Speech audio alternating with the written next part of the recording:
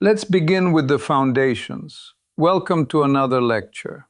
Today we consider Terrion Arnold, an American football cornerback whose trajectory from Tallahassee to Alabama to the Detroit Lions illustrates in compressed form how elite athletes develop, transition, and sometimes encounter severe off-field turbulence. I am Alexei, and as it were, I shall try to keep our analysis both rigorous and humane. Hi, I'm Priyanka. I'm excited and maybe a little nervous because this story mixes performance, decisions, and responsibility. Let's see what we can learn together. To frame our discussion, Terrion Bernard Arnold is a professional cornerback. A cornerback, in simpler terms, is the perimeter defender whose primary remit is to cover wide receivers and disrupt passes. Technically, we would say he plays on the defensive boundary and slot alignments, with responsibilities in man and zone coverages, including leverage, route recognition, and tackling in space. In college at Alabama in 2021, he redshirted, meaning he practiced but did not appear in games, preserving eligibility while assimilating a complex defensive scheme. We will also use several terms. All-American is a national honor designating the top performers at each position. Pass deflection, or pass breakup, is the denial of a reception by direct disruption of the flight path or catch point of the football. Forced fumble denotes a defender causing the ball carrier to lose possession. Injured reserve, or IR, is an NFL roster designation for players unavailable for an extended period. And draft day trade-up describes exchanging assets to select earlier than originally scheduled. Collectively, these form the vocabulary of his career arc. I guess the key idea is that cornerback play is like high-speed geometry. Angles, timing, and anticipation. And a red shirt is kind of like, a developmental buffer that shifts the timeline rather than the destination. Moving forward, why is this relevant? First, modern football amplifies the value of coverage specialists, so the development of a cornerback is strategically consequential for teams. Second, the professional pathway from college to the NFL is an institutional process with contractual, medical, and legal dimensions. And third, recent legal allegations surrounding Arnold underscore soberly the interface between athlete conduct inquiries and due process. It is crucial to understand that allegations remain allegations until adjudicated, and the presumption of innocence is not a decorative principle, but the central pillar of fair procedure. I think the stakes feel high because one player's trajectory is also a team's risk calculation. Performance, contracts, and sometimes crises that spill beyond the field. Let's start with the history. Terrion Arnold was born in March 2003 in Tallahassee, Florida. At John Paul II Catholic High School, he was a two-sport athlete, football and basketball, and notably a two-way football player. As a receiver, he logged 26 receptions for 404 yards and 3 touchdowns. And as a safety, he recorded 49 tackles, 5 pass deflections, and 4 interceptions. Those ball skills forecasted his later profile as a college and professional cornerback. He committed to Alabama, redshirted in 2021, and then emerged in 2022 with decisive moments. Against Texas A&M, he produced his first interception, and on the final snap broke up an end zone pass to seal a 24-20 win. Against Ole Miss, he tallied 10 tackles, 2 breakups, and a fumble recovery. He finished 2022 with 45 tackles, 8 pass deflections, 1 interception, and earned FWAA Freshman All-American honors. In 2023, he reached first-team All-American status with 63 tackles, 5 interceptions, a sack, and a forced fumble, then declared for the 2024 NFL Draft. And then the draft moment. The Detroit Lions traded up to pick 24 from 29, paying pick 73 and getting a 2025 seventh-rounder back to select him. That kind of move usually signals strong internal agreement that the player fits the scheme and timeline. Indeed. In June 2024, he signed a fully guaranteed 4-year, $14.34 million contract, including a $7.25 million signing bonus. As a rookie in 2024, he played 16 games with 15 starts, posted 60 tackles and 10 passes defensed, and, intriguingly, 0 interceptions.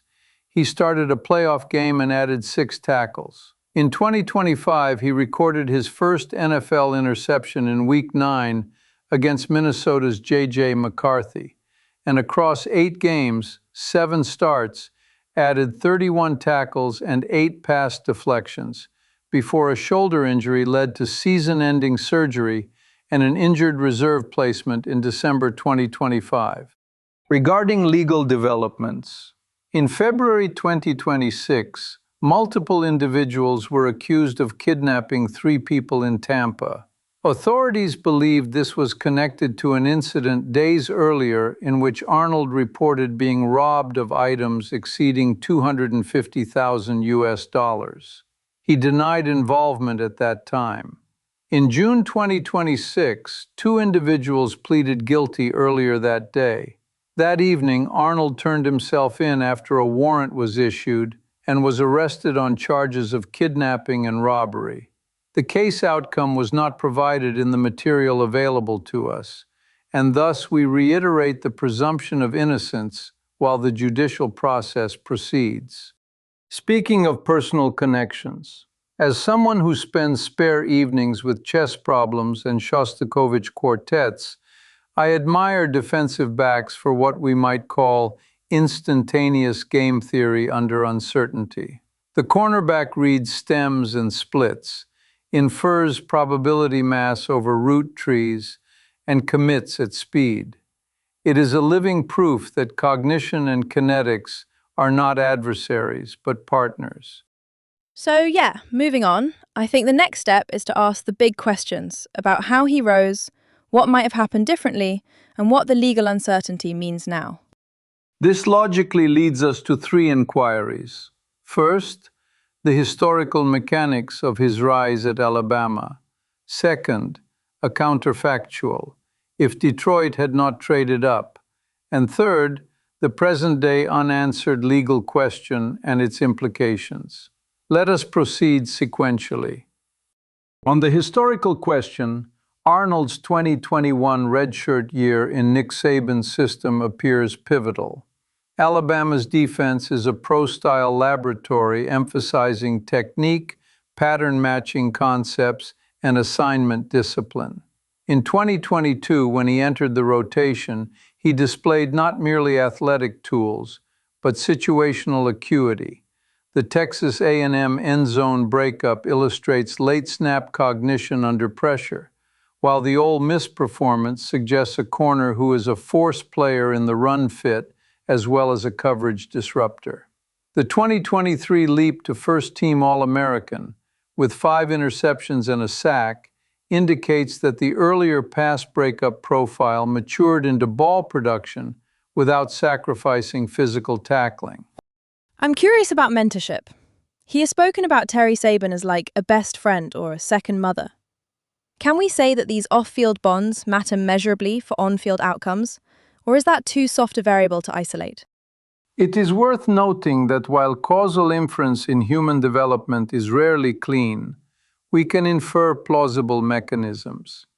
Stable mentorship provides psychological safety, which supports deliberate practice and error correction.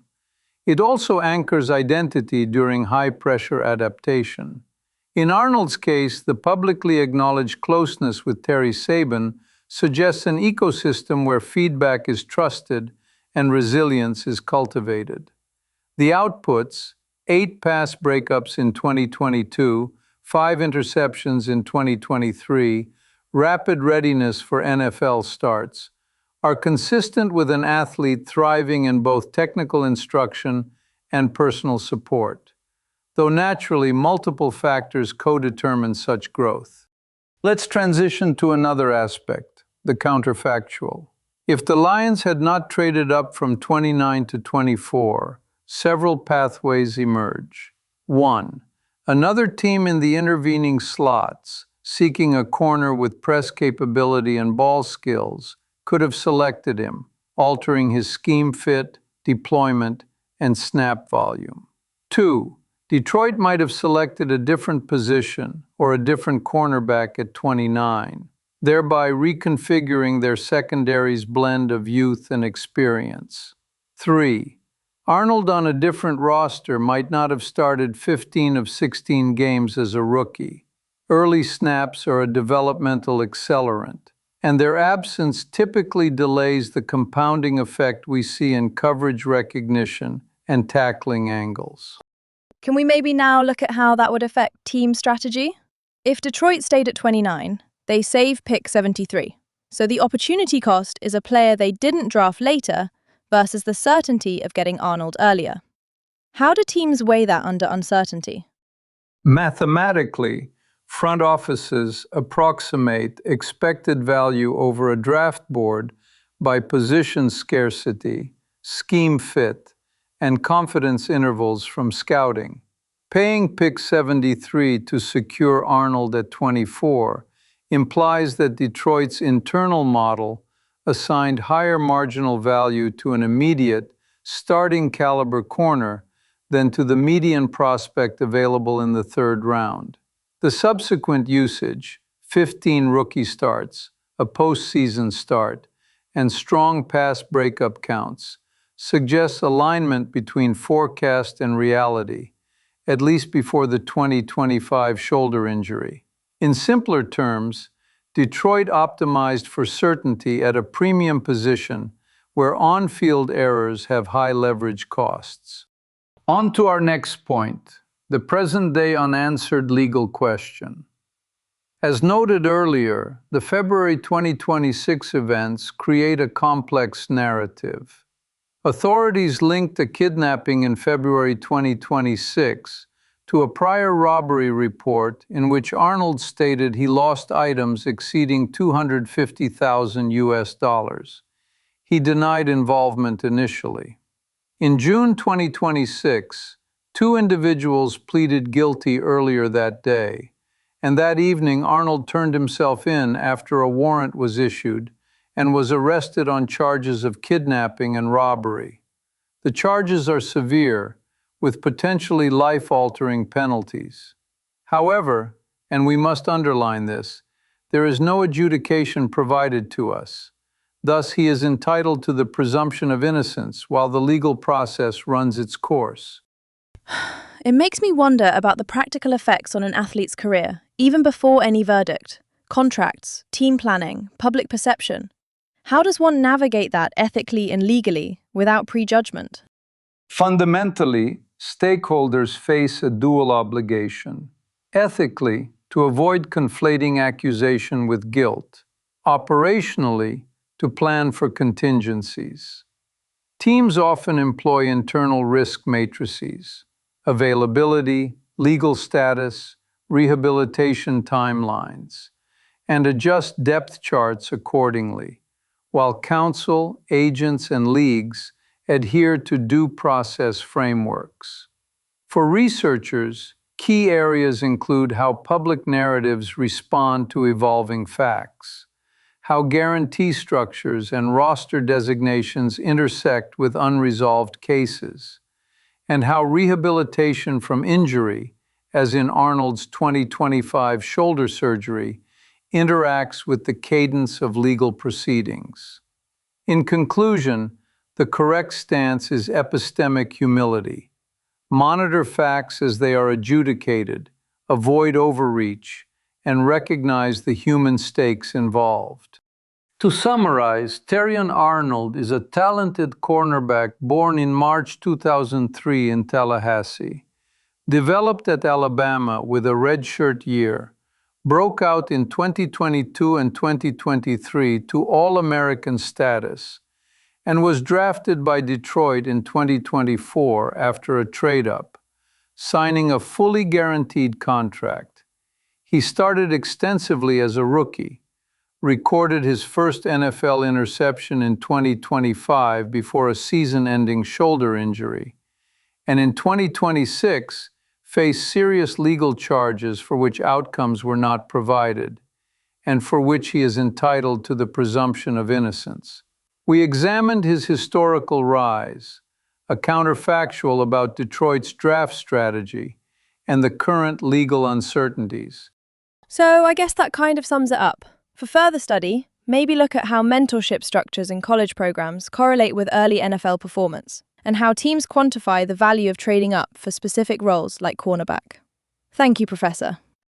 This then completes our present analysis. Thank you for listening, and may your studies proceed with clarity and, if you will, good field vision.